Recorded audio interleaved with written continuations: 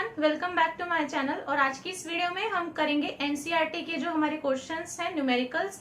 किस चैप्टर के हम कर रहे हैं? इलेक्ट्रोकेमिस्ट्री के। आधे हमने ऑलरेडी कर ही लिए थे, तो वो वीडियो आप देख सकते हैं। उसका बटन आपको मिल जाएगा ऊपर आई बटन में, तो उस वीडियो को आप देख सकते हैं। आधे के जो हमारे क्वेश्चन बचे हुए थे अभी, उनको हम कर लेंगे इस वीडियो के अंदर, तो वो हमारा पूरा चैप्टर जो है वो कवर हो जाएगा। तो मैंने क्वेश्चन नंबर 12 तक लास्ट वीडियो के अंदर बता दिया था, तो बाकी के जो हमारे क्वेश्चंस बचे हुए हैं इनको हम देख लेते हैं। तो क्वेश्चन नंबर 13 से हम स्टार्ट करेंगे फिर इस वीडियो में, ठीक है। तो क्वेश्चन नंबर 13 देखिए, यहाँ पर क्या लिखा हुआ है। How much electricity in terms of Faraday is required to produce. कितना आपको इलेक्ट्रिसिटी जो है रिक्वायर्ड होगा, किसमें आपको बताना है? फैराडे में बताना है, मतलब 1 फैराडे, 2 फैराडे, 3 फैराडे, 4 फैराडे, इस तरीके से कितना फैराडे आपका रिक्वायर्ड होगा। इज रिक्वायर्ड टू प्रोड्यूस कितना। फर्स्ट जो पार्ट है ना, उसके अंदर ये लिखा हुआ है 20 ग्राम आपका क्या है? Calcium from molten CaCl2, calcium chloride. तो मोल्टन CaCl2 की फॉर्म में वो है, वहां से आपको क्या चाहिए? 20 ग्राम कैल्शियम। तो इतना कैल्शियम आपको जो है प्रोड्यूस करने के लिए कितना फैराडे में आपको इलेक्ट्रिसिटी चाहिएगी, वो आपको बतानी है। तो देखिए ये आप कैसे निकाल सकते हैं। मोल्टन CaCl2 है, CaCl2 के अंदर कैल्शियम क्या है? 2+ में है। तो यानी कि ये क्या कहना चाह रहा है कि आपको कैल्शियम 2+ जो है वो किस में जाएगा? कैल्शियम में जाएगा, है ना। अब वो जाएगा कैसे? यहाँ पर कैल्शियम 2+ के अंदर है, अगर इसमें मैं 2 इलेक्ट्रॉन्स दे दूं तो ये 2 इलेक्ट्रॉन्स लेकर क्या दे देगा? कैल्शियम। ये सिंपल आपकी रिएक्शन होगी ना। उसने कहा कि मोल्टन CaCl2 से आपको क्या चाहिए? 20 ग्राम कैल्शियम के लिए आपको बताना है कितना लगेगा। तो यहाँ पर आपका क्या हो जाएगा? 2 मोल ऑफ इलेक्ट्रॉन्स हो जाएंगे, अगर मेरे को 1 मोल कैल्शियम का चाहिए। तो 1 मोल कैल्शियम यहाँ पर प्रोड्यूस करने के लिए क्या लग रहा है? 2 मोल ऑफ इलेक्ट्रॉन्स लग रहे हैं। तो यहाँ पर क्या है टोटल, अगर मैं यहाँ पर चार्ज की बात करूं कूलम्स में, तो वो कितना हो जाएगा? आप देखो 1 मोल इलेक्ट्रॉन्स के ऊपर होता है 96500, ठीक है ना। 96500 कूलम होता है 1 मोल के इलेक्ट्रॉन्स के ऊपर जो चार्ज है। तो ये पर मोल मैंने इसलिए लिख दिया है, इतना कूलम है पर मोल के ऊपर। हर एक मोल इलेक्ट्रॉन्स में इतना चार्ज रहेगा 96500। यहाँ पर 2 मोल ऑफ इलेक्ट्रॉन्स हैं, इसका मतलब ये कितना हो गया? इसका डबल। तो ये हो गया 2 × 96500 कूलम, इतना, ठीक है। इसको क्या लिख सकते हैं हम? 2 फैराडे। ये आपका क्या है? 1 फैराडे कितना होता है? 96500 ही होता है, तो इसको मैं लिख सकती हूँ कि ये 2 फैराडे है। अब देखो यहाँ पर ये जो आपकी जनरल रिएक्शन है, हम इसी तरीके से देखते हैं कि जो जनरल रिएक्शन होती है उसमें कितना आपको रिक्वायर्ड है फैराडे, ये बताओ। यहाँ पर आपका 2 फैराडे रिक्वायर्ड है, डायरेक्ट इक्वेशन से पता लग रहा है। 3 इलेक्ट्रॉन यहाँ पर लिखे होते तो 3 मोल ऑफ इलेक्ट्रॉन्स का लिख देते 3 फैराडे, 1 होता तो यहाँ पे लिख देते 1 फैराडे, सिंपल। तो यहाँ पर है आपके 2 मोल ऑफ इलेक्ट्रॉन्स, तो उनका मैंने टोटल क्या लिख दिया भाई? 2 फैराडे है। लेकिन ये जो 2 फैराडे आपका लग रहा है, ये आपको क्या दे रहा है? 1 मोल ऑफ कैल्शियम दे रहा है, ठीक है। तो यहाँ पर आपको कैल्शियम का लिखना पड़ेगा, तो 40, यानी कि 40 ग्राम जो है आपका कैल्शियम प्रोड्यूस करने के लिए कितना लग रहा है आपका? 2 फैराडे रिक्वायर्ड है। तो यहाँ पर जो क्वेश्चन में आपसे पूछा है वो कितना है? 40 नहीं है, 20 है। तो अगर मुझे यहाँ पर 40 नहीं, मुझे यहाँ पर 20 ग्राम कैल्शियम का प्रोड्यूस करना है, तो मुझे यहाँ पर कितना फैराडे अप्लाई करना पड़ेगा? तो यहाँ से आपको ये एक्स बताना है। फैराडे की टर्म्स में पूछिए आपसे इलेक्ट्रिसिटी, तो यहाँ पे आपको यही चीज बतानी है। तो देखो यहाँ पे सिंपल है, ये इसका आधा हो जाएगा बस, और कुछ नहीं है। तो 40 करने के लिए 2 चाहिए, तो 20 करने के लिए क्या चाहिए? इसका आधा, यानी कि 1। तो 1 फैराडे इसका आंसर है। यहाँ पे ना चीजों को आप एक्स मान के निकाल सकते हैं। अगर फिर भी आपसे नहीं हो रहा है तो आप सीधा क्रॉस मल्टीप्लीकेशन करके देख लो, तो आपका एक्स जो है वो इतना हो जाएगा, इतना चले जाएगा आपका। तो यहाँ पर आप इसको काट सकते हैं 1, और ये फैराडे में है, ये भी आपको देखना है। जो चीज पूछी है उसी के अंदर आप आंसर लिख सकते हैं इसका, ठीक है। तो सारा चीजें काट के डायरेक्ट ही पता लग रहा है वैसे तो। अगर इसी तरीके से मैं दूसरा देखूं तो इसमें आपका एल्यूमिनियम ऑक्साइड की बात की है, ये चेंज हो गया है, और यहाँ पर ये वाली चीज चेंज हो गई है। तो यहाँ पर है आपका 40 ग्राम है एल्यूमिनियम, और मोल्टन Al2O3 है, Al2O3 है। और अब ये कितना है? 40 ग्राम एल्यूमिनियम के लिए हमें यहाँ से कितना Al2O3 जो है वो मोल्टन फॉर्म में, उसको हमें इलेक्ट्रिसिटी देनी पड़ेगी। वो इलेक्ट्रिसिटी आपको बतानी है फैराडेज में। तो देखिए यहाँ पर जो Al2O3 है, इस Al2O3 के अंदर यहाँ पर जो एल्यूमिनियम है आपका, ये किस में है, +3 में है। एल्यूमिनियम का जो ऑक्सीडेशन स्टेट है वो यहाँ पर क्या है, +3 है। तो एल्यूमिनियम +3 से यानी मोल्टन फॉर्म से किस में जा रहा है, एल्यूमिनियम में जा रहा है। तभी तो आपको मिलेगा ना 40 ग्राम एल्यूमिनियम, जिस जिसका उसने पूछा है। तो एल्यूमिनियम +3 से एल्यूमिनियम में कैसे जाएगा, अगर इसमें 3 इलेक्ट्रॉन्स दे देंगे तो ये दे देगा एल्यूमिनियम। अगर हम एक रिएक्शन की बात करते हैं तो जनरल रिएक्शन है, उसके अंदर क्या है कि 1 मोल ऑफ एल्यूमिनियम 3+ को 3 मोल ऑफ इलेक्ट्रॉन्स चाहिए 1 मोल एल्यूमिनियम प्रोड्यूस करने के लिए। तो यहाँ पर 3 मोल इलेक्ट्रॉन है, इसका मतलब क्या है कि 3 × 96500 कूलम रिक्वायर्ड रहेगा। 1 मोल इलेक्ट्रॉन का इतना है, तो 3 मोल का हो गया 3 गुना उसका, तो 3 से मल्टीप्लाई हो गई। इसको सिंपली लिख सकते हैं, ये 96500 क्या होता है, फेरेडे। तो इसको लिख सकते हैं कि ये 3 फेरेडे रिक्वायर्ड है। एक जनरल रिएक्शन की अगर हम बात करते हैं तो 3 फेरेडे चाहिए कितना, एल्यूमिनियम का कितना होता है, 27 ग्राम होता है। तो 3 फेरेडे अगर 27 ग्राम को प्रोड्यूस करने के लिए चाहिए तो 40 ग्राम के लिए हमें कितना चाहिएगा। तो जितना आपसे पूछा है उसको डालो यहाँ पे, ये इनका एक साइड में रहेगा ग्राम ग्राम, और ये फेरेडे फेरेडे एक साइड में रहेगा। तो ये जो आपका x है इसे आप यहाँ से निकाल सकते हैं। फिर से वही चीज आपको करनी है इस तरीके से, x आपका उधर चले जाएगा तो x आपका हो जाएगा 3 × 40 डिवाइड बाई 27, 4.4 फेरेडे आपका आंसर आएगा इसका। ठीक है, डिवाइड मल्टीप्लाई और सिंपल कुछ नहीं है। इसके बाद में जो नेक्स्ट यहाँ पर क्वेश्चन है, क्वेश्चन नंबर 14 के अंदर यहाँ पर आपको भी इलेक्ट्रिसिटी ही बतानी है, लेकिन कूलम्स में बतानी है। और ऑक्सीडेशन यहाँ पर देखिए किसका हो रहा है, 1 मोल ऑफ वाटर का हो रहा है O2 में। तो इसके लिए आप जो है पहले रिएक्शन देखोगे, वहां से आप बता सकते हो कि आपकी कितनी इलेक्ट्रिसिटी लग रही है। जैसे हम यहाँ पर जो है रिएक्शन देख रहे हैं उससे हमें पता लग रहा है। तो वाटर की जो रिएक्शन होती है उसी को आपको लिखना पड़ेगा। बोला है आपसे H2O का जो ऑक्सीडेशन है वो किसमें हो रहा है, O2 में हो रहा है। तो यहाँ पर आपकी जो रिएक्शन हो जाएगी वो ये हो जाएगी, ये है आपका, यहां से आपको मिल जाएगा क्या, 4H+, ये 4H हो गए, यहाँ पे हो गए ये O2 और 4H+ निकले, इसका मतलब इलेक्ट्रॉन्स भी निकले होंगे इसके साथ में, तो 4 इलेक्ट्रॉन्स निकल गए। तो अगर आपको वाटर से O2 चाहिए तो ये इस तरीके से मिल जाएगा। तो ये आपकी रिएक्शन जो है ना, इसके अंदर आपको ही देखना है। अब यहाँ पे 4 इलेक्ट्रॉन्स है इस तरीके से, इसका मतलब है 4 मोल इलेक्ट्रॉन्स हैं, 4 फेरेडे मतलब सीधा, तो 4 फेरेडे है यहाँ पर। आपसे पूछा क्या है, 1 मोल के लिए कितना हो जाएगा। तो जब 2 मोल के लिए 4 फेरेडे है तो 1 मोल के लिए 2 फेरेडे, तो 2 फेरेडे आंसर है सीधा इसका। यहाँ पर आप ऐसे देख सकते हैं, ये जो 4 मोल ऑफ इलेक्ट्रॉन्स है इसका मतलब क्या है कि यहाँ पर 4 × 96500 कूलम्स है ना। तो यहाँ पर इसने बोला क्या, कूलम में ही आपको बतानी है। तो कूलम में इलेक्ट्रिसिटी आप सीधा बता सकते हो, कूलम में निकालनी है तो 2 × 96500 कूलम कर दो, इसको मल्टीप्लाई करोगे आंसर आपका आ जाएगा। तो यहाँ पर ना आपको इस तरीके से करना होता है। आपको एक रिएक्शन देखनी होती है सबसे पहले। तो रिएक्शन में देखो आपके कितने मोल इलेक्ट्रॉन्स का यूज हो रहा है। तो यहाँ पर मैंने देखा 4 मोल इलेक्ट्रॉन लग रहे हैं, 2 मोल अगर वाटर को मैं O2 में कन्वर्ट कर रही हूँ तो ठीक है। तो 4 मोल इलेक्ट्रॉन का मतलब है कि 4 × 96500 कूलम्स लग रहा है। तो 96500 को हम बोलते क्या है, 1 फेरेडे, इसका मतलब 4 फेरेडे लग रहा है। तो यहाँ से हम जो जनरल रिएक्शन होती है वो ये पता लगाने के लिए है कि इतना मोल के लिए 4 फेरेडे रिक्वायर्ड है। तो आपसे जो पूछा है दैट इज फॉर 1 मोल, तो 1 मोल के लिए क्या हो जाएगा, जस्ट इसका आधा। तो देखते ही आप इसका आधा कर दो तो 4 फेरेडे की जगह कितना हो गया, 2 फेरेडे। अब 2 फेरेडे जो है वो इस तरीके से लिखा हुआ है, लेकिन उसने किस में पूछा है, कूलम में पूछा है। तो फेरेडे की यहाँ पर वैल्यू रख दो। फेरेडे जो होता है वो आपका कितना है, इतना कूलम है पर मोल ऑफ इलेक्ट्रॉन्स के लिए, 1 मोल इलेक्ट्रॉन के लिए है इतना। तो ये आपकी किस में आ जाएगी, कूलम्स में आ जाएगी। तो यहाँ पर अगर आप इसको मल्टीप्लाई कर लेंगे तो आपकी वैल्यू आ जाएगी 1.93 × 10⁵। ये तो सिंपल मल्टीप्लीकेशन है, वो कैलकुलेशन वाली चीज आपको खुद से ही करनी होती है। यहाँ पर आपको करना आना चाहिए क्वेश्चन कैसे करना है। इसके बाद में ना आपको नेक्स्ट दिया हुआ यहाँ पर FeO को कन्वर्ट करना है आपको ऑक्सीडेशन करके Fe2O3 में। यहाँ पर भी फिर से आपको रिएक्शन देखनी पड़ेगी।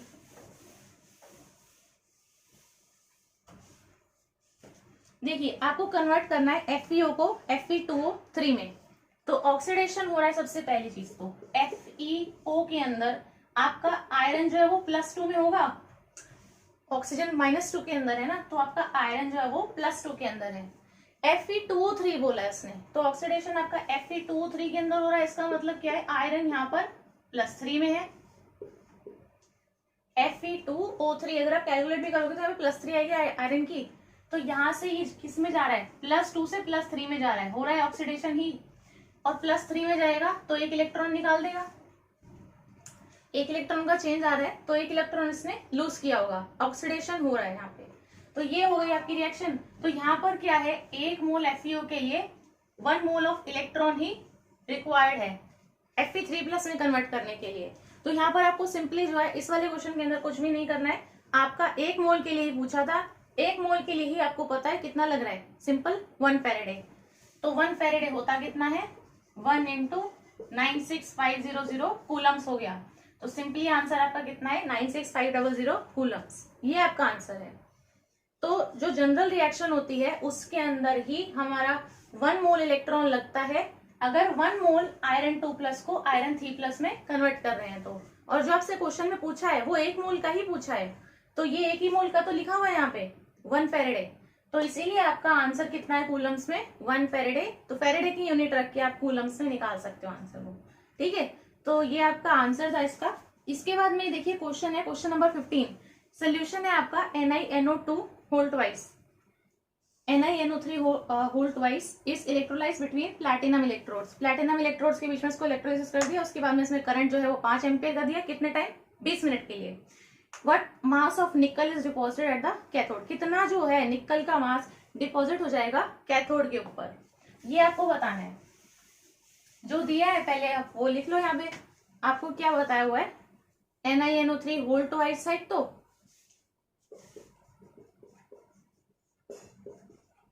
करंट जो है वो I यानी कि 5 एम्पियर है, टाइम आपको दे रखा है कितना, मिनट में है, चेंज करेंगे इसको, तो ये मिनट में दे रखा है वो 20 मिनट है। मास ऑफ निकल बताना है एट कैथोड, मास ऑफ निकल जो कैथोड पे डिपॉजिट होगा वो वाला। तो यहाँ पर इसके अंदर आप सबसे पहले देखो, इसमें इलेक्ट्रोलिसिस करा है, इसका इलेक्ट्रोलिसिस अगर हम इसका कर देते हैं तो इस सोल्यूशन के अंदर यहाँ पर है NiNO3 होल ट्वाइस, अगर इसका इलेक्ट्रोलिसिस करते हैं तो सिंपली आपका है यहाँ पर Ni2+ और आपका 2NO3 नेगेटिव, ये मिलेगा हमें, ये दोनों चीजें मिल जाएंगी। लेकिन हो क्या रहा है, यहाँ पर ये जो Ni2+ है ये बेसिकली डिपॉजिट हो जा रहा है किस पे, कैथोड पे। उसी चीज का तो मास पूछा है आपसे, जितना निकल कैथोड पे डिपॉजिट होगा वो वाला मास बताना है। अगर निकल यहाँ पे डिपॉजिट हो रहा है तो ये Ni2+ की फॉर्म में तो नहीं होगा, ये किस में होगा, निकल में। तो यानी Ni2+ जो है ये 2 इलेक्ट्रॉन लेके आपको क्या दे रहा होगा, सिंपल निकल, ये वाला निकल जो है ये डिपॉजिट होता जा रहा है कैथोड के ऊपर, जिसका हमें मास बताना है। तो बेसिकली जो रिएक्शन है वो क्या हो रही है यहाँ पे, ये वाली हो रही है। तो यहाँ पर इस वाली रिएक्शन के अंदर आप देख सकते हो आपका 2 मोल इलेक्ट्रॉन्स का रिक्वायर्ड है इसको बनाने के लिए। तो आपका जो 1 मोल ऑफ Ni2+ है वो आपका कितना ले रहा है, 2 फैरेडे ले रहा है, मतलब इलेक्ट्रिसिटी का। तो जो जनरल रिएक्शन है उसके अंदर 2 फैरेडे रिक्वायर्ड है, तो 2 फैरेडे से मुझे कितना मास मिल रहा है निकल का, ये देखो।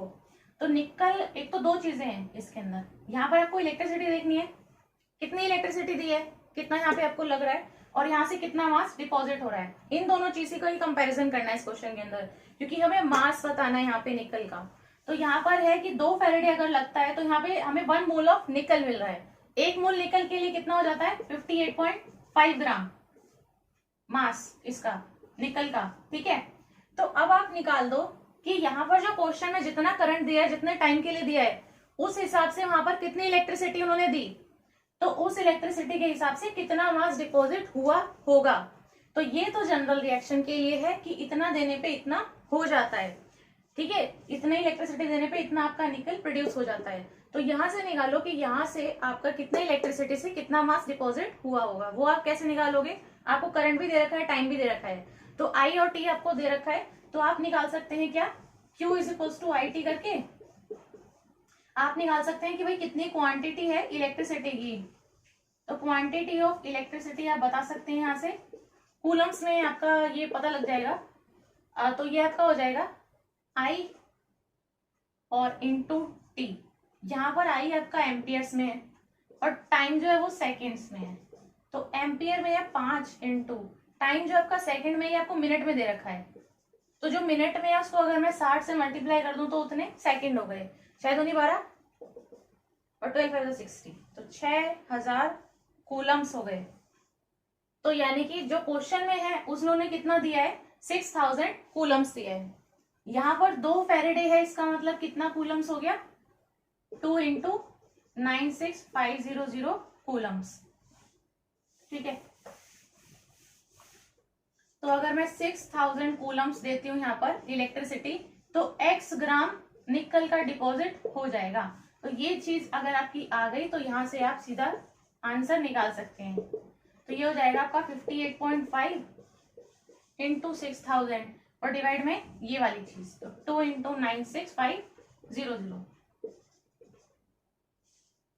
यहाँ पर आपका सॉल्व करके आएगा 1.818 ग्राम। मैच करके आप देख सकते हैं आंसर वगैरह। तो और सॉल्व करने का तरीका मैंने आपको यहाँ पे बता दिया किस तरीके से सॉल्व करना है इसको। नेक्स्ट जो आपको दिया हुआ है क्वेश्चन, इसमें है 3 इलेक्ट्रोलाइटिक सेल्स हैं ABC, इनके अंदर तीनों के अंदर सोल्यूशन है, ZnSO4 AgNO3 का है और कॉपर सल्फेट का है। कनेक्टेड कर दिया इनको सीरीज में लगाया तीनों को, और यहाँ पर एक स्टेडी करंट दिया है 1.5 एम्पियर्स का। ठीक है, तो 1.5 एम्पियर्स का करंट दिया है तीनों सोल्यूशंस के अंदर से। 1.5 एम्पियर करंट है, पास थ्रू देम अंटिल, जब कब तक इसको जो है पास किया है, जब तक कि 1.45 gram of silver deposited at the cathode of cell be. अब जो देखो आपको 3 दिए ना, एक आपको ZnSO4 दिया हुआ है यहाँ पे, एक आपको AgNO3 दिया हुआ है और एक आपको CuSO4 दिया हुआ है, ये 3 है आपके। तो इसमें जो आपका सेकंड वाला है उसमें आपका AgNO3 है, उन्होंने 1.5 एम्पियर्स का करंट पास किया है। तो I की जो वैल्यू है वो 1.5 एम्पियर्स है और तीनों को सीरीज में कनेक्ट किया है। अब 1.5 एम्पियर जो है वो आपका कब तक पास किया है, जब तक ये जो आपका B वाला सेल B है, ये A है, ये B है और ये C है। तो ये कब तक करंट इतना पास करेंगे, जब तक कि इस B वाले सेल के अंदर 1.45 ग्राम सिल्वर का डिपॉजिट नहीं हो जाता कैथोड पे। तो यानी कि यहाँ पर इतना करंट पास करने पे इतना ग्राम सिल्वर डिपॉजिट हो चुका है, ये आपको उसने बता दिया है। इसके बाद में कहा है how long did the current flow, अब वो कितने टाइम के लिए पास किया होगा इतना करंट, इतना डिपॉजिट कराने के लिए, तो ये आपको यहाँ से टाइम भी बताना है। इसके बाद में और चीज कही है what mass of copper and zinc were deposited.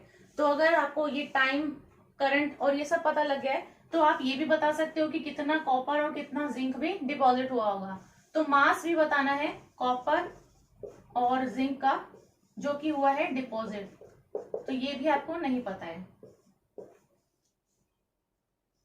तो यहाँ से सबसे पहले आपसे बी वाले का जितना दिया है और जो आपको उधर दिया है, इस बी वाले से हम शुरू करेंगे, ये वाला आपका बाद में निकलेगा। आप देखिए आपको फर्स्ट वाले का दिया हुआ है ना, तो फर्स्ट वाले का इसका मतलब इलेक्ट्रोलिसिस हो चुका है। तो अगर हम इस सेल बी की बात करते हैं तो इसमें AgNO3 था, तो यहाँ से इसमें क्या दिया होगा, Ag प्लस दिया होगा और NO3 माइनस दिया होगा।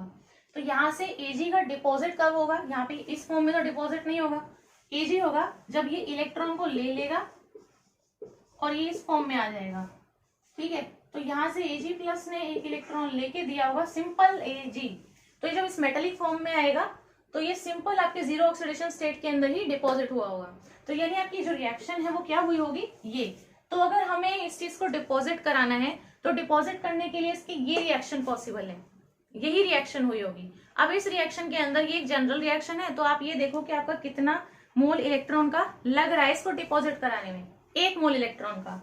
1 मोल इलेक्ट्रॉन का मतलब है कि यहाँ पर 1 फेरेडे ऑफ इलेक्ट्रिसिटी रिक्वायर्ड है इस Ag को डिपॉजिट कराने के लिए। तो Ag 108 ग्राम होता है, तो 108 ग्राम यहाँ पे लिख देते हैं। ठीक, क्योंकि 1 मोल Ag है तो 1 मोल Ag का होता है 108 ग्राम। 1 मोल ऑफ इलेक्ट्रॉन्स के लिए होता है 1 इंटू 96500 कूलम्स। तो 96500 कूलम्स को हम ऐसे लिख सकते हैं, 1 फेरेडे हो गया वो। तो 1 फेरेडे रिक्वायर्ड है 108 ग्राम Ag को डिपॉजिट करने के लिए। तो यहाँ पे आपसे कितना बोला कि 1.45 ग्राम जो है सिल्वर का डिपॉजिट हो गया। तो अगर मैं मास को मास के नीचे यहाँ पर लिख दूं तो मैं ये निकाल सकती हूँ कि 1.45 ग्राम जो मेरा डिपॉजिट हुआ है सिल्वर का, उसके लिए यहाँ पर कितना फेरेडे रिक्वायर्ड रहा होगा, निकाल सकते हैं दोनों चीजों को। तो यहाँ से आप जो है सिंपली इसको x मान के निकाल सकते हो, ये आपका x फेरेडे हो जाएगा। अगर यहाँ पर इस f को भी मल्टीप्लाई कर दूं,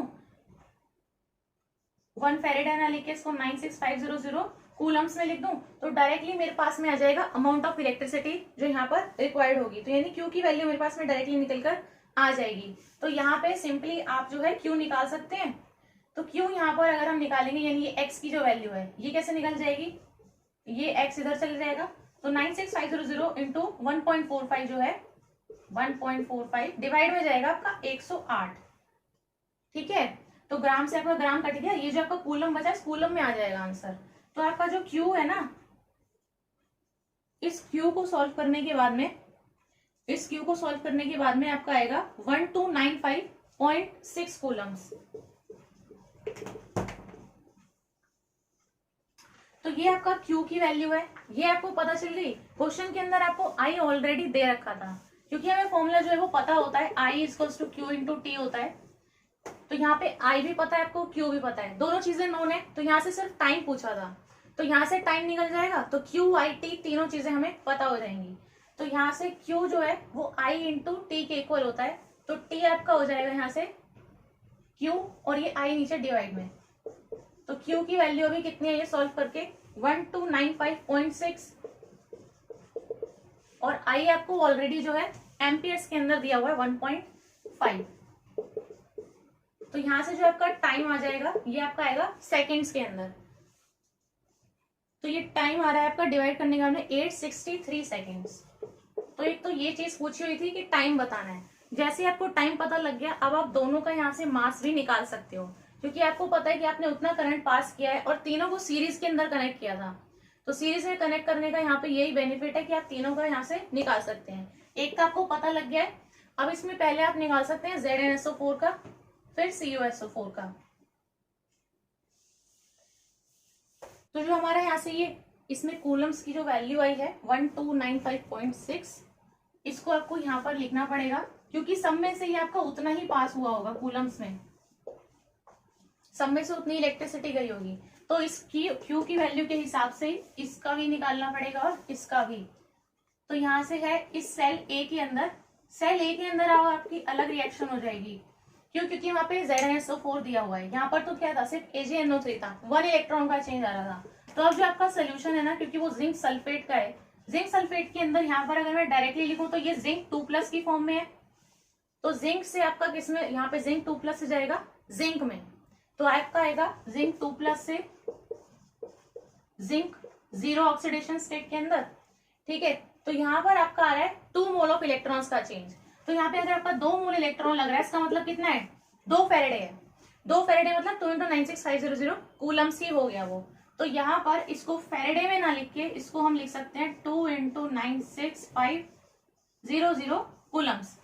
क्यों, क्योंकि मेरे को यहाँ पर जो Q की वैल्यू अब पता है वो किसमें, कूलम्स में ही है। तो अगर आप दोनों चीजों का कंपैरिजन करते हो तो उनकी यूनिट सेम रहनी चाहिए। तो यहाँ पर आपका इतना कूलम किसके लिए चाहिए, 1 मोल जिंक को प्रोड्यूस करने के लिए चाहिए। तो अगर आपको 1 मोल जिंक को डिपॉजिट कराना है तो आपका 2 फेरेडे लग रहा है। तो यहाँ पर जिंक का आपका कितना होता है 63.5 ग्राम, किसका, 1 मोल का। तो यहाँ पर अगर इतना मैं इसमें से पास करूं इलेक्ट्रिसिटी, तो आपका इतना जिंक डिपॉजिट होता है, लेकिन पास हुई कितनी एक्चुअल में, कितनी, ये जो आपको Q की वैल्यू दी है। तो यानी इस कूलम के नीचे आपको लिखना पड़ेगा 1295.6 कूलम। अगर इतना मैं पास करती हूँ तो यहाँ से कितना आपका जो ग्राम है किसका, जिंक का, वो डिपॉजिट होगा। तो देखिए वहां से आपको जो दिया हुआ था जिंक का, सिल्वर का, सिल्वर से हमने निकाल दिया, टी भी निकाल दिया, और यहाँ से हम Q भी निकाल सकते हैं। Q पता चल गया तो आप T निकाल सकते हैं, ऑब्वियस बात है। तो वहां से आपको जो Q मिला है, because they are connected in series, तो यहाँ से आप बाकी का भी ऑलरेडी पता लगा सकते हैं। तो यहाँ से आपको इसीलिए इस वाली वैल्यू को एकदम करेक्टली फाइंड आउट करना है।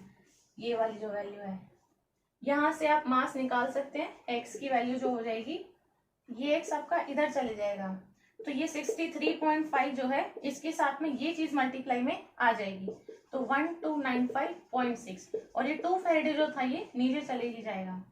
ये सॉल्विंग वाली जो चीज है ये आपको खुद से कर लेनी है। बस क्वेश्चन सॉल्व करना आपको आना चाहिए, बस किस तरीके से होता है। तो 0.438 ग्राम्स लिख रहा है यहाँ पे,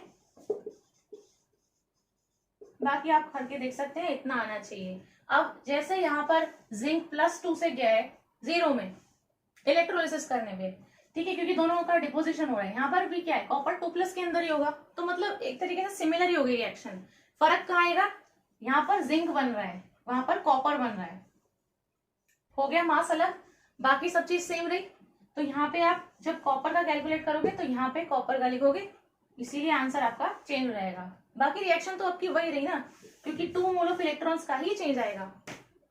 तो कॉपर 2+ जो है वो आपके 2 इलेक्ट्रॉन लेगा और आपको दे देगा कॉपर। तो आपके 2 मोल ऑफ इलेक्ट्रॉन्स का चार्ज लग रहा है यहाँ पे 1 मोल कॉपर को प्रोड्यूस करने के लिए। तो बस यहाँ पे आपका मास अलग हो जाएगा। यहाँ पर मास में भी कंफ्यूजन हो जाती है इस तरीके से, जैसे ये जिंक का है और ये कॉपर का है, तो जिंक का आपका हो जाएगा 65.3 और कॉपर का 63.5, इस तरीके से, ठीक है। तो इतना फर्क है बस दोनों के अंदर, बाकी आपका कैलकुलेशन वगैरह सब चीज सेम रहेगी।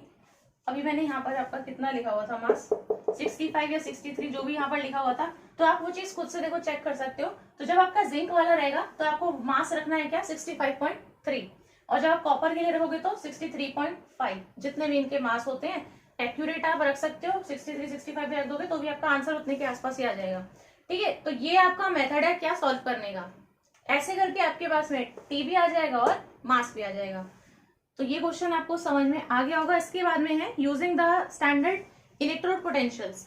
आपको जो टेबल दी होती है ना बुक के अंदर, उस टेबल के अंदर आपके स्टैंडर्ड रिडक्शन पोटेंशियल की वैल्यूज हैं, तो उन वैल्यूज का यूज करके आपको बताना है कि कोई रिएक्शन फिजिबल है, यानी कि वो हो सकती है या फिर नहीं हो सकती है, ये चीज आपको बतानी है। देखिए आपसे बोला गया है Fe3+ और I नेगेटिव,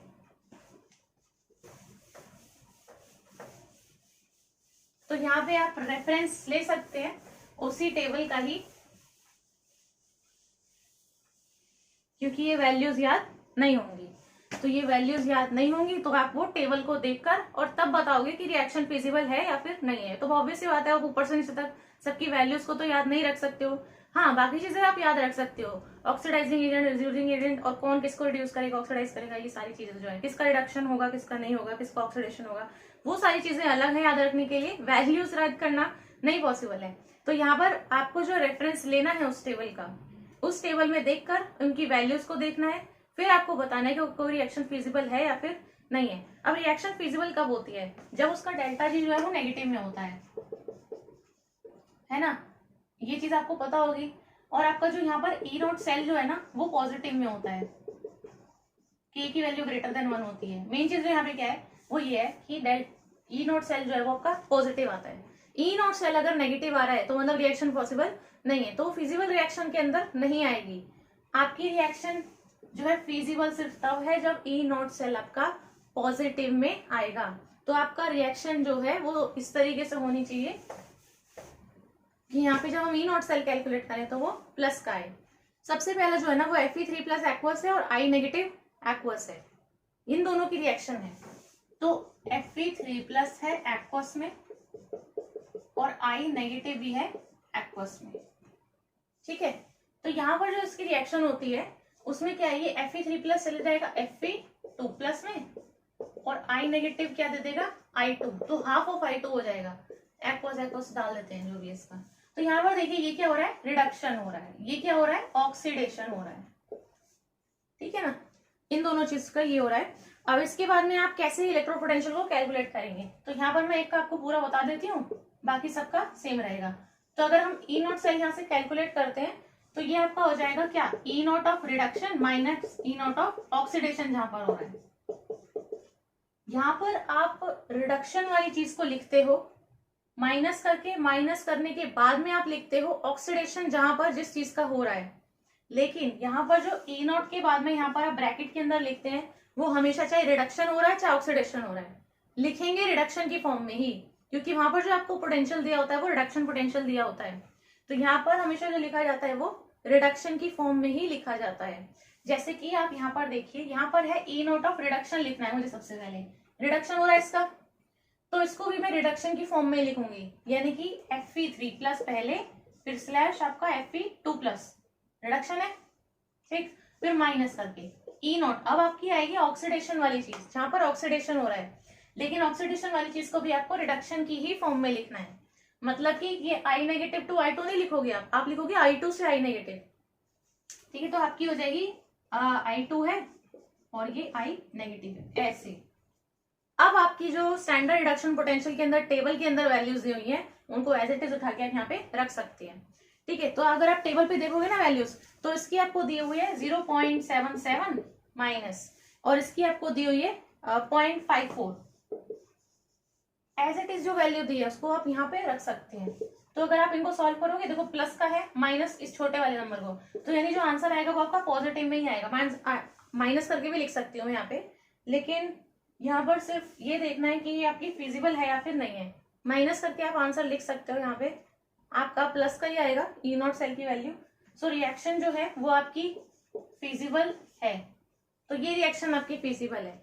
अभी जो नेक्स्ट है उसमें आपका Ag प्लस है और कॉपर है, ये आपकी रिएक्शन है ना। आप रिएक्शन को तो हमेशा यहाँ पर लिखो इस तरीके से, Ag प्लस और कॉपर है, तो यहाँ पर जो आपका Ag है वो Ag इसमें जाएगा, Ag में, Ag प्लस से Ag में जाएगा, और कॉपर 2 प्लस में जाएगा।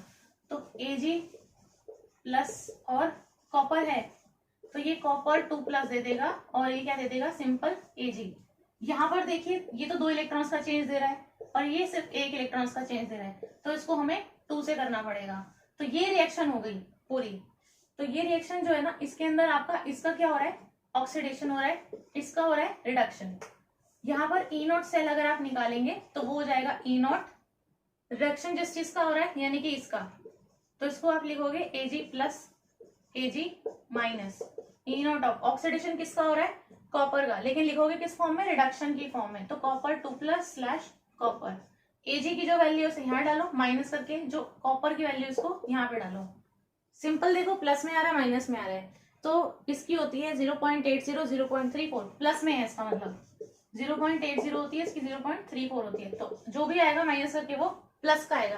तो रिएक्शन फिजिबल है ये वाली। नेक्स्ट के अंदर आपको Fe3 प्लस दिया और Br नेगेटिव दिया हुआ है,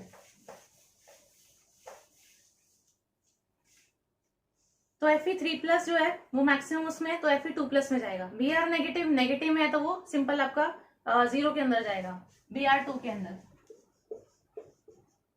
तो आपका Fe3 प्लस है, Br नेगेटिव में है, तो ये Fe3 प्लस आपको Fe2 प्लस दे देगा, और Br नेगेटिव आपको देगा Br2।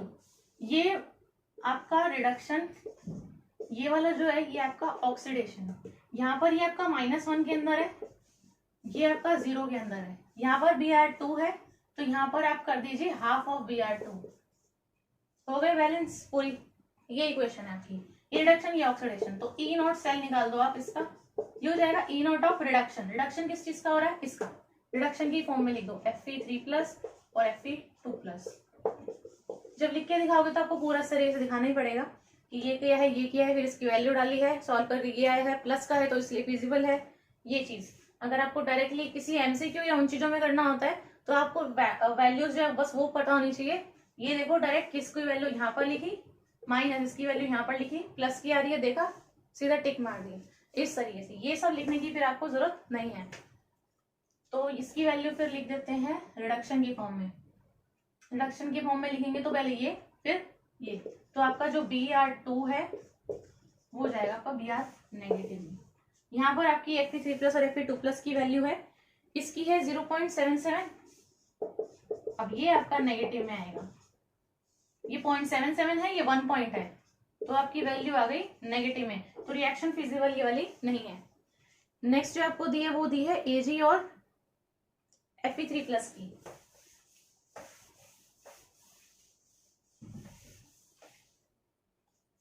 Ag और Fe3 प्लस की दिए, तो Ag है वो Ag प्लस में जाएगा और Fe3 प्लस जो है वो रिड्यूस ही होगा। तो Ag जो है और Fe3 प्लस है, तो इसको कर देते हैं ऑक्सीडाइज, इसको कर देते हैं रिड्यूस। तो ये हो जाएगा आपका Fe2 प्लस, ये आपका चले जाएगा Ag प्लस में। दोनों में एक ही इलेक्ट्रॉन्स का चेंज है, तो आपकी रिएक्शन जो है वो यही रहने वाली है। यहाँ पर है आपका oxidation reduction, E not cell आप निकालेंगे, ई नॉट ऑफ रिडक्शन इसका हो रहा है, ऑक्सीडेशन इसका हो रहा है, दोनों का आप ई नॉट सेल लिख लोगे, सेल को लिखना है बस, यहाँ पे रिप्रेजेंट करना है। तो ये आपका हो जाएगा 0.77 तो इसकी है ही, ठीक है। आयरन की तो याद ही हो रही है, Fe3+ Fe2+, 0.77 है इसकी, और इसकी है 0.80 नेगेटिव। नेगेटिव में रिएक्शन फिजिबल नहीं है, 0.03 का चेंज है। यहाँ पर है इसके बाद में Br2 और Fe2+, तो Br2 है 0 में ऑलरेडी, तो वो नेगेटिव में जाएगा, Br नेगेटिव में, और Fe जो है वो 2+ में है, तो वो ऑक्सीडाइज होकर Fe3+ दे देगा। तो सिंपल जो आपकी रिएक्शन है वो ही हो जाएगी, Br2 है Fe2+ है, Fe2+ देगा Fe3+, ऑक्सीडेशन, Br2 देगा Br नेगेटिव, ये Br2 है, इसको आधा कर लो, हो गया, ये आपका रिडक्शन, ये आपका ऑक्सीडेशन। अगर इसका निकालेंगे तो ई नॉट सेल निकल जाएगा, ई नॉट रिडक्शन किसका है, Br वाली की वैल्यू है 1.09 और आयरन वाली की तो 0.77 है ही, तो प्लस का आएगा, तो ई की जो वैल्यू आएगी प्लस की आएगी, तो रिएक्शन जो है वो फिजिबल है। इसके बाद में इसमें बस लास्ट क्वेश्चन है, इसमें आपको प्रेडिक्ट करना है प्रोडक्ट्स ऑफ इलेक्ट्रोलिसिस हर एक केस के अंदर। तो यहाँ पर सबसे जो पहला है इसके अंदर है एक्वा सोल्यूशन AgNO3 का है सिल्वर इलेक्ट्रोड के साथ में, तो AgNO3 है इसके साथ में इसका एक्वा सोल्यूशन है, तो यानी इसमें वाटर मॉलिक्यूल्स भी है, तो ये सिंपली आपको क्या देगा, ये Ag+ है और NO3- है, ठीक है। और साथ में आपका एक्वा सोल्यूशन है, मतलब कि अच्छा खासा डाइल्यूट है, तो वाटर जो है वो आपको क्या दे देगा, H+ भी देगा और OH- भी देगा। मतलब ओवरऑल जो आपके आयंस आपको मिल रहे हैं ना, वो एक तो Ag+ है, H+ है, और नेगेटिव है आपकी NO3 नेगेटिव और OH नेगेटिव। तो इलेक्ट्रोलाइसिस करने पे आपको प्रोडक्ट्स बताने हैं, मतलब कि आपके कैथोड पे क्या होगा, एनोड पे क्या होगा, ये चीज पूछ रहे हैं। तो यहाँ पर क्या है कि आपका कैथोड की अगर हम बात करते हैं, कैथोड पे हम ये चीज देखते हैं कि रिडक्शन होता है। इसी तरीके से अगर हम एनोड की बात करेंगे तो एनोड पर क्या होता है, ऑक्सीडेशन होता है, रिडक्शन होता है कैथोड के ऊपर। लेकिन रिडक्शन किसका होगा, अगर दो स्पीशीज इस तरीके से प्रेजेंट हैं, उन दोनों का रिडक्शन पॉसिबल है, तो रिडक्शन लेकिन किस चीज का होगा, वो डिपेंड करता है किस पे, उनका स्टैंडर्ड रिडक्शन पोटेंशियल वैल्यूज पे। तो यहाँ पर जिसका आपका E0 की जो वैल्यू है वो हाइयर होगी, इसका मतलब उसी को रिड्यूस होना है। तो यहाँ पर क्योंकि Ag का जो है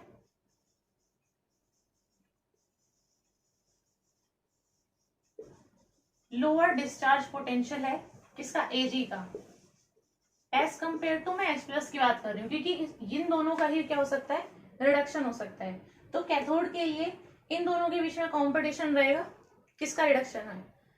तो यहाँ पर क्योंकि जिसकी आपकी रिडक्शन की वैल्यू ज्यादा है उसी का आपका रिडक्शन होगा, तो यहाँ पर आपका Ag का जो है क्या हो जाएगा, रिडक्शन।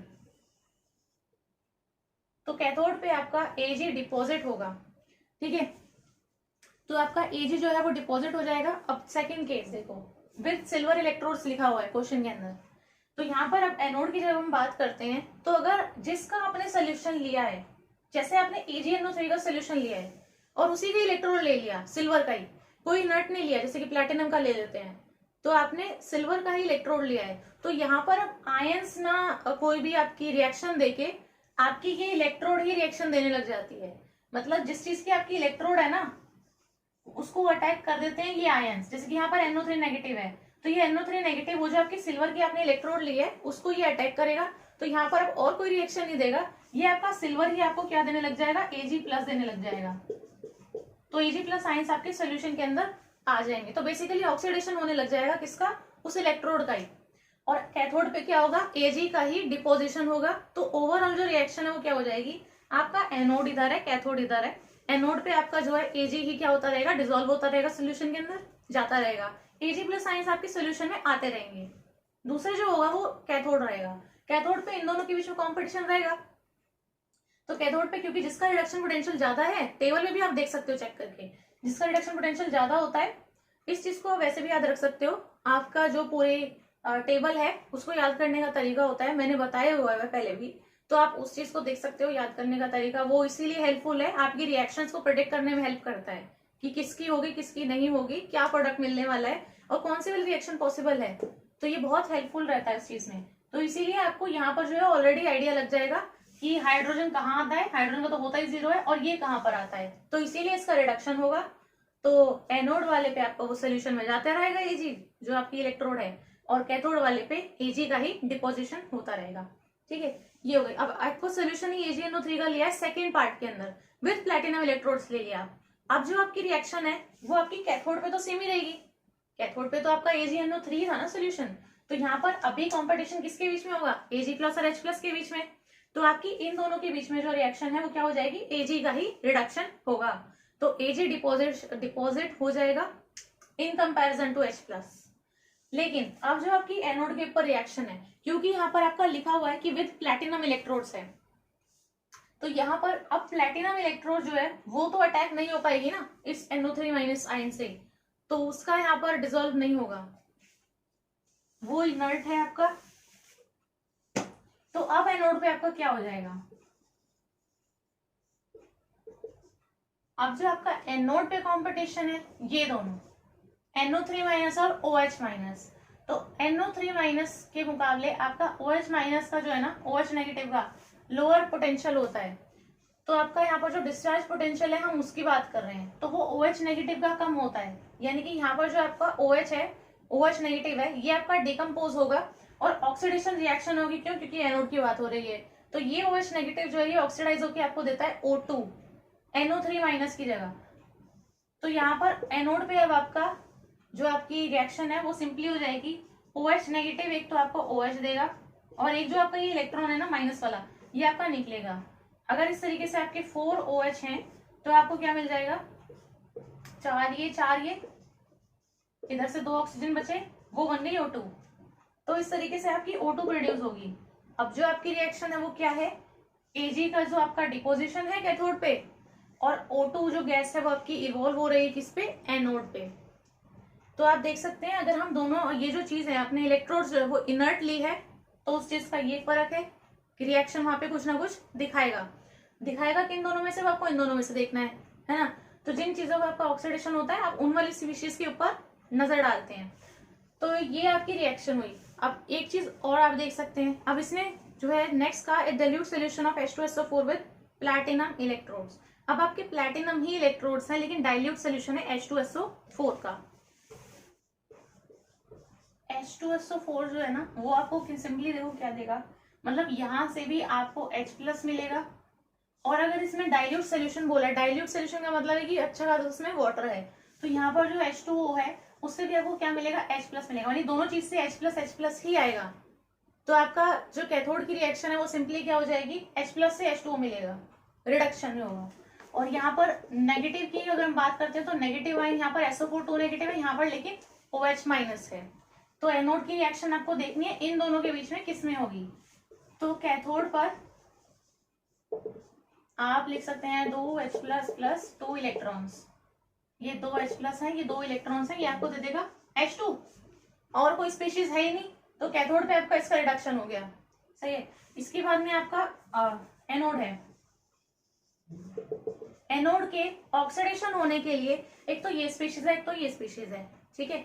तो यहाँ पर क्योंकि SO4 2 नेगेटिव का लार्जर होता है डिस्चार्ज पोटेंशियल, तो इसीलिए ये आपका नहीं होगा ऑक्सीडाइज, ये वाला आपका हो जाएगा। तो OH- जो है ये आपको सेम रिएक्शन चलती है आपकी, OH- आपको OH देगा और एक इलेक्ट्रॉन देगा, ये 4 OH आपको क्या दे देंगे फिर से 2H2O और O2, बनेगा आपका O2 ही, OH- से आपका ऑक्सीडेशन होके O2 ही मिलेगी। तो ये आपकी हो जाती है। तो यहाँ पर क्योंकि इसका जो है रिडक्शन आपका जो डिस्चार्ज पोटेंशियल है ना ये ज्यादा होता है, इसलिए ये आपका रिलीज नहीं होगा। तो यहाँ पे आपको ध्यान देना है क्योंकि क्वेश्चन के अंदर लिखा था डाइल्यूट सोल्यूशन है, तो जब भी डाइल्यूट है तो OH वाली रिएक्शन आएगी, क्योंकि वाटर ज्यादा है तो सिंपल आप याद रख सकते हैं वाटर ज्यादा है तो इसलिए OH की रिएक्शन आएगी एनोड के ऊपर। लेकिन अगर डाइल्यूट नहीं है सोल्यूशन, अगर हाईली कॉन्सेंट्रेटेड है, सल्फ्यूरिक एसिड की इलेक्ट्रोलिसिस की बात करिए यहाँ पे, अगर कॉन्सेंट्रेटेड है तो आपकी रिएक्शन जो है फिर OH नहीं देगा, फिर आपकी रिएक्शन आएगी किसकी, इसकी SO4 2 नेगेटिव की, पर ऑक्साइड डाइसल्फ्यूरिक एसिड वाली रिएक्शन है, फिर वो आती है रिएक्शन। तो वो आप बुक वगैरह के अंदर देख सकते हैं। लेकिन क्योंकि यहाँ पे डाइल्यूट की बात की थी तो इसीलिए यहाँ पर आएगी फिर OH वाली रिएक्शन, सिंपल। इसके बाद में एक्वस सोल्यूशन आपका CuCl2 का है और प्लैटिनम इलेक्ट्रोड्स ही हैं, तो प्लैटिनम इलेक्ट्रोड्स हैं, उनकी वजह से तो कुछ नहीं होगा। एक्वस सोल्यूशन बोला है पूरा, तो CuCl2 जो है इसमें आपका कॉपर 2+ बनेगा और Cl नेगेटिव बनेगा, और वाटर की वजह से आपका H+ भी आएगा, यानी ये दोनों स्पीशीज आपकी हो गई कैथोड के लिए पॉसिबल, और आपका OH नेगेटिव एनोड के लिए आपकी ये दोनों स्पीशीज हो सकती हैं पॉसिबल। बस यही आपको इसके अंदर दिया हुआ है। अब यहाँ पर आप देख सकते हैं आपके पास वो जो टेबल है उससे आप देखिए तो यहाँ पर किसका होगा, कैथोड पे, जिसका आपका E0 वैल्यू जो है वो हाइयर है उसी का रिडक्शन होगा। तो ये कॉपर की हो जाएगी, 2 इलेक्ट्रॉन्स लेके ये दे देगा कॉपर, तो कॉपर का डिपोजिशन हो जाएगा कैथोड पे। अब बात आती है इसमें एनोड की, तो एनोड का देख लेते हैं। एनोड में फिर से आपका एक तो Cl नेगेटिव है या फिर OH माइनस है। अब दोनों का अगर आप इलेक्ट्रॉन पोटेंशियल देखोगे तो एनोड पे ऑक्सीडेशन होना है। ऑक्सीडेशन किस वाले का होगा, जिसका आपका E0 वैल्यू जो है वो लोअर होगी, सबसे कम होगी। तो इसमें Cl की ज्यादा होती है, OH की कम होती है, तो OH का ही होना चाहिए ऑक्सीडेशन, तो यहाँ पे OH वाली रिएक्शन आपकी आ जानी चाहिए। लेकिन कुछ रिएक्शंस ऐसी हैं जिसमें आपका इलेक्ट्रो पोटेंशियल जो है वो कम ही है, लेकिन वो जो है काइनेटिकली अगर हम देखें तो वो काफी स्लो होती है रिएक्शन। तो उस केस के अंदर भले ही उसका E0 सेल की जो वैल्यू है वो कम है, इलेक्ट्रो पोटेंशियल जो स्टैंडर्ड वैल्यू है वो लोअर है, उसका ही ऑक्सीडेशन होना चाहिए, लेकिन उसके बाद में भी इसमें क्या होता है, ओवर पोटेंशियल की वजह से हमें कुछ एक्स्ट्रा पोटेंशियल अप्लाई करना पड़ जाता है, जिसकी वजह से जो होने वाली रिएक्शन है वो डिफिकल्ट है होने में। तो होनी ये चाहिए बेसिकली, लेकिन होती कौन सी फिर, ये वाली। क्यों, क्योंकि यहाँ पर इसका ओवर पोटेंशियल होता है, तो उस ओवर पोटेंशियल का रीजन है बस, तो उसी की वजह से यहाँ पे ये नहीं रिएक्शन देता ऑक्सीडेशन के केस में, फिर आपको Cl वाली रेट मिलती है। तो Cl नेगेटिव जो है वो आपको क्या दे देगा, ऑक्सीडाइज होकर Cl2 दे देगा। तो ये रीजन है यहाँ पे कि यहाँ पर आप OH नहीं देता है, यहाँ पर देता है आपका Cl। तो ये जो 2Cl नेगेटिव है ये आपको दे देगा Cl2 और 2 इलेक्ट्रॉन्स निकलेंगे। तो ओवरऑल जो रिएक्शन है वो आपकी क्या हो जाएगी कि कॉपर जो है वो आपका कैथोड पे हो जाएगा डिपॉजिट, और Cl2 गैस जो है वो इवॉल्व हो जाएगी किस पे, एनोड पे। तो यहाँ पर आपको जो है रीजन देना था, इन दोनों का इलेक्ट्रोड पोटेंशियल देखा तो उसके अकॉर्डिंग जिसका हाई था वो कैथोड पे आती है, एनोड के लिए जिसका लो था वो आपकी आती है। लो के लिए हम ये देखते हैं कि इसका जो है काइनेटिकली बहुत स्लो होती है प्रोसेस, भले इसका E0 सेल की जो स्टैंडर्ड वैल्यू है वो कम है, उसी का ऑक्सीडेशन होना चाहिए, लेकिन क्योंकि वो जो ओवर पोटेंशियल हमें अप्लाई करना पड़ता है उस रिएक्शन को करवाने के लिए, उसकी वजह से वो रिएक्शन जो है वो डिफिकल्ट हो जाती है करवानी, तो इसीलिए इसका आंसर फिर Cl हो जाता है। तो इसीलिए आपका जो आंसर है वो ये और ये है। फिर आप स्टेटमेंट वगैरह भी लिख सकते हैं, रीजन मैंने आपको बता दिया और इलेक्ट्रोलिसिस के प्रोडक्ट्स भी बता दिए कि ये मिलेगा और ये मिलेगा। बाकी जो कैथोड अलग और एनोड अलग है वो वाली चीज आप खुद से लिख सकते हैं कि कैथोड पे हमको ये मिला प्रोडक्ट और एनोड पे ये चीज मिली इलेक्ट्रोलिसिस करने पे। सो यही थी हमारी आज की वीडियो। मैंने अपने सारे जो क्वेश्चंस हैं वो यहाँ पर करा दिए हैं इलेक्ट्रोकेमिस्ट्री चैप्टर के पूरे। तो जो आधे क्वेश्चंस हैं वो आप पिछली वीडियो में जाकर देख सकते हैं अगर आपने नहीं देखी है तो, बाकी सारे मैंने कराई दिए। तो बस यही आज की वीडियो थी। मुझे उम्मीद है ये वीडियो आपको पसंद आई होगी। अगर ये वीडियो आपको अच्छी लगी हो तो इस वीडियो को आप जरूर से लाइक कर दें, अपने फ्रेंड्स के साथ में इस वीडियो को शेयर कर दें, और ऐसी और अच्छी इन्फॉर्मेटिव वीडियोस देखने के लिए मेरे इस चैनल को सब्सक्राइब करना ना भूलें और बेल आइकन को दबा दें ताकि आने वाली वीडियोस का आपको नोटिफिकेशन मिलता रहे। अब मैं आपसे मिलूंगी नेक्स्ट वीडियो में। So thanks for watching this video.